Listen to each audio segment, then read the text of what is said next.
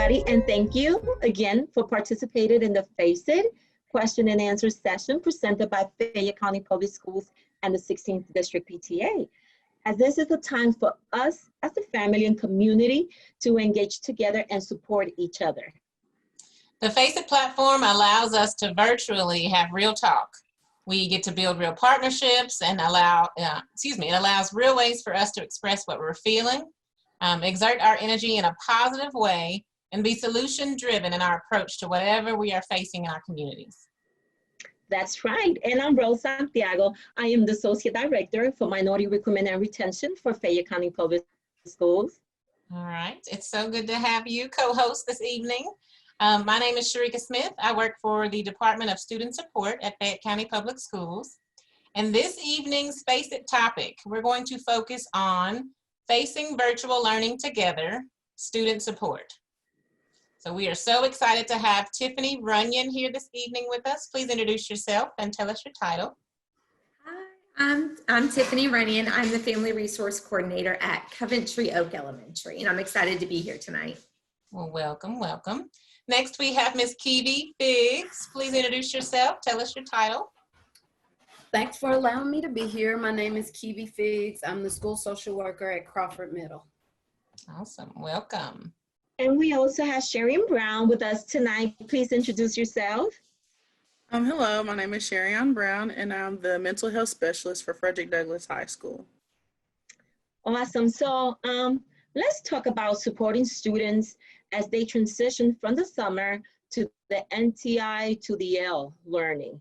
What should our students expect from our student support teams when they return from the summer vacation? And I would like for anybody to respond to that question. The main thing I think that families ought to expect is that we're there to help. We have lots of things set up for families and in different places, such as in middle school, we have Canvas set up. That's a platform that parents will be able to access resources. Myself as a social worker, I'll be available to answer calls, emails, and address those things that families might be in need of. So if you don't know how to get in touch with one particular person, just remember to reach out to your school and somebody will connect you with the correct person. Awesome. Now, are there any specific things families can do to prepare for this unique school year?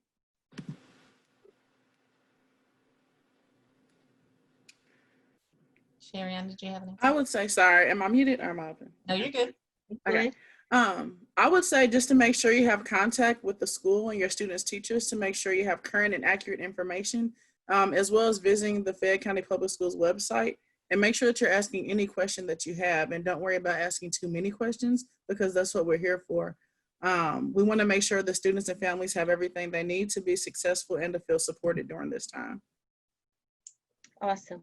And I also have one additional question. I would like for anybody to tell me about the importance of connecting with their school, having that access to Infinite Campus, household changes, basic needs that come up.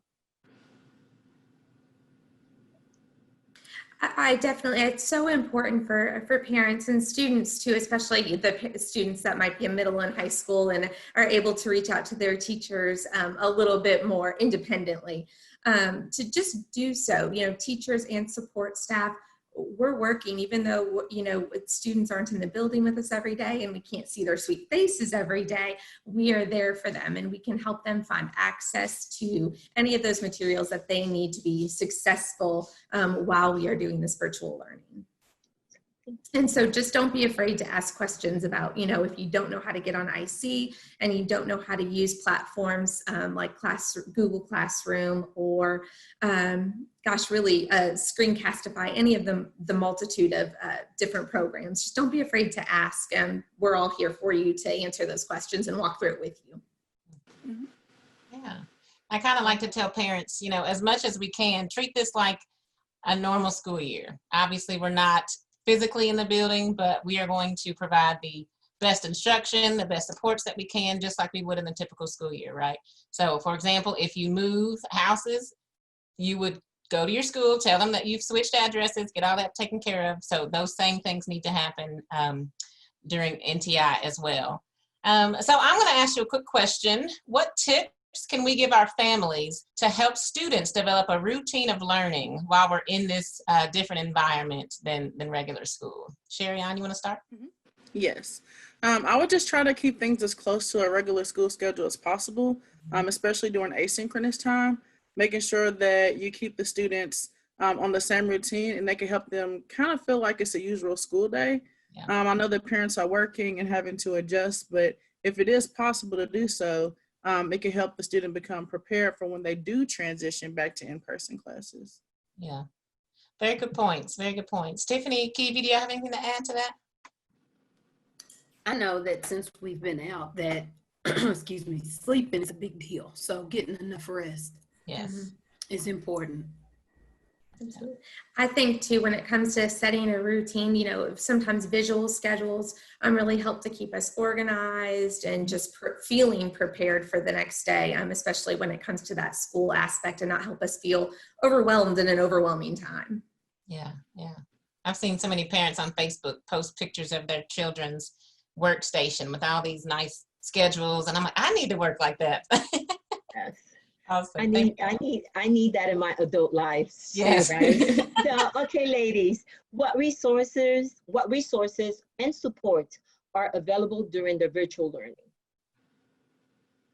Really, the same supports and the same resources that exist when our students are in our building still exist. We have meal distribution sites that will look a little different than they did over the summer. There's going to be more of them. I believe there's a total of 47, but it will still look very similar to pick up on Mondays and pick up on Wednesdays. And on Mondays, you pick up for 2 days, Wednesdays for 3 days.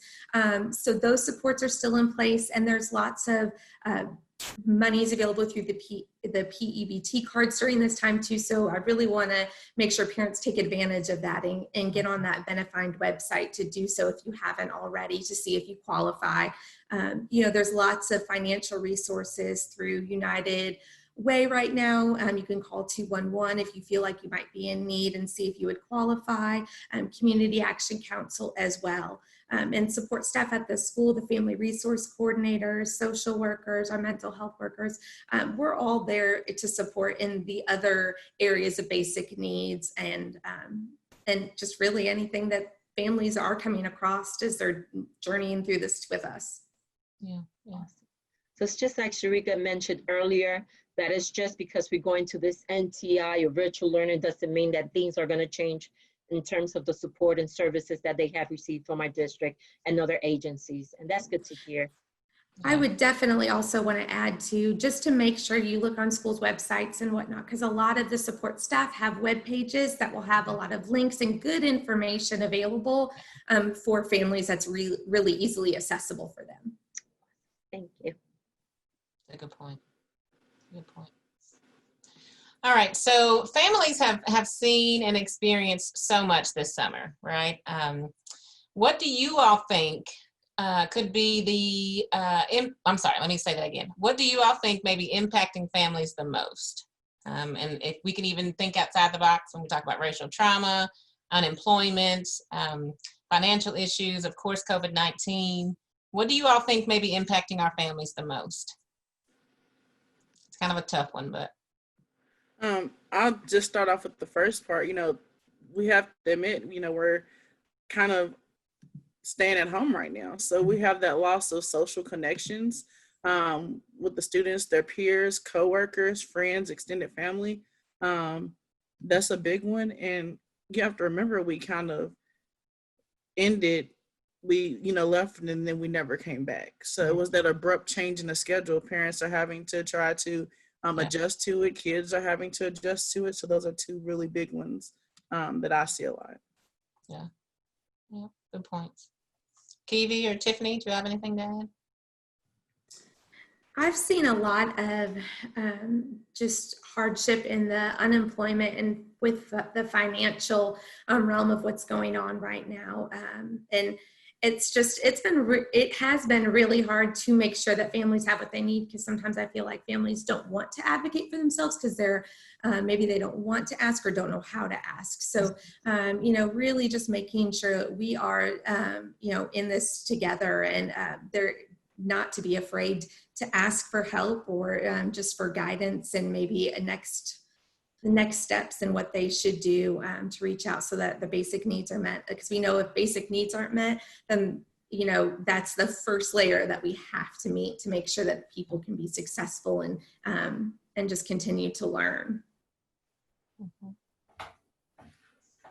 I think that families are impacted in so many ways right now. And I think for us as support staff, we have to be real with families and be honest that these things do impact us. Hey, it impacts Miss Biggs, the social worker. Some of this stuff has really worn me out. Like Ms. Brown said, being at home and isolated, not seeing our kids that we work with every day. So I think we as support staff need to be real. And I think families, it's important that if they don't have answers to questions, to reach out to us. We may have a resource and we ourselves may be able to talk to kids in a way that gives them a better understanding of things that might be impacting them at home. But I think keeping things real. But I'm in middle school, so it makes a difference versus being in elementary about the things you talk about and how you talk about it with kids. But keeping it real for our families so that they know we're real too, and these things have impacted us too in different ways. Yeah, very good point. Very good point. So what specific services can you all talk about that our families can access? And that's going to help us get through this current reality.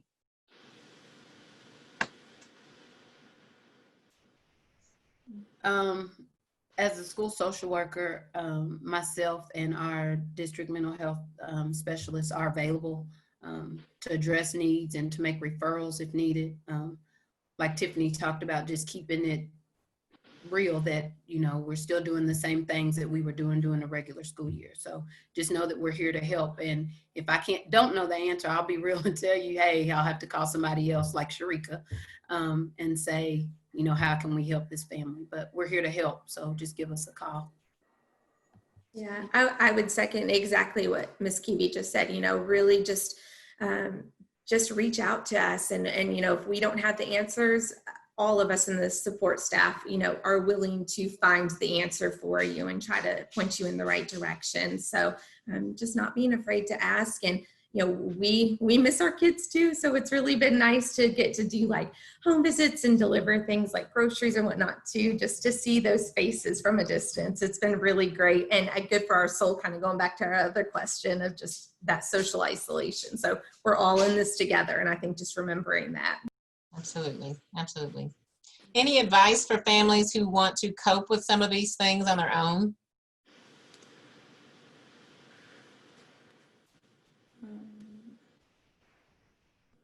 I would kind of say the first thing I would kind of say is just make sure that you are kind of finding what triggers negative feelings, because there's a lot that comes with being isolated from relatives and friends, and just trying to find some coping skills to help during that time, things that you can do with the family, trying different things like meditation, yoga, working on physical wellness, talking to your family and your friends, talking to your children. And a big one for me is putting a label on your feelings, because that's a thing that people, forget to do, saying, I feel this way, and acknowledging that that's a feeling that you have. So then you can start processing where that feeling's coming from and what you can do moving forward to help with that. Yeah. Good point. And I know that Sharon, you mentioned about that wellness piece. And my question is for Huey and Stephanie.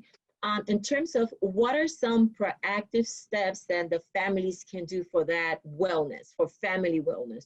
What would be some proactive steps? I would say, in keeping in your routine embedded, like time to unplug from watching, TV or unplugging from social media. Right now we're behind our screens so much that just making sure you unplug and get outside, get some fresh air, and just kind of having some built-in time to spend time together as a family, whether it be mealtime, take a walk outside, but just really unplugging is so good for your mental health well-being, especially right now. I love that. Love that. All right, ladies. So when we wrap up these sessions, we always like to give our families words of encouragement. These last few episodes, we've done like a word of the week or something. So share with us either just a word to kind of leave with our families, or some words of encouragement to our students as we start this school year. We'll start with you, Kiwi. Well, first of all, I'm going to be excited, like Tiffany said, to see some faces. So kids, just know that we miss you guys. We know we're not your parents, but we miss you. So just give your best. That's all we can ask of you, is to give your best and try. And parents, that's all we can ask of you, hey, is to give your best, because I am not tech savvy. So this new technology and platforms we're going to use is not going to be fun for a lot of us. So if you need some help, reach out. And if we don't know the answer, we'll get it for you. And keeping it real, I know that parents aren't available to us all the time between our work hours. So reach out or send an email to somebody at your school and hope that they'll answer it within 24 hours and get back to you. But don't be afraid to ask questions at all. And just know that we're here to help.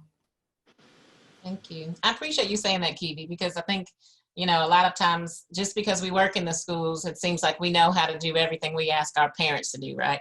But And we don't. and we don't. We all had to learn Canvas, most of us. We all had to learn, you know, all these new Google Classrooms and watch YouTube videos. So we are learning with you, families. We promise you that. All right, Sherry-Ann, you want to go next? I agree with Kiwi, and I just want to say that, I mean, I know this time is challenging for everyone, but remember, we're really all in this together. We're all going through this together, and just remembering to just please utilize your supports. They're available to you through the school and in your community, and just know that, I mean, we're here for you and we're here for your students. We miss them. We miss interacting with you all as much as you miss interacting with us. So just please don't feel scared or ashamed to reach out and ask for any help. Love that. Thank you so much.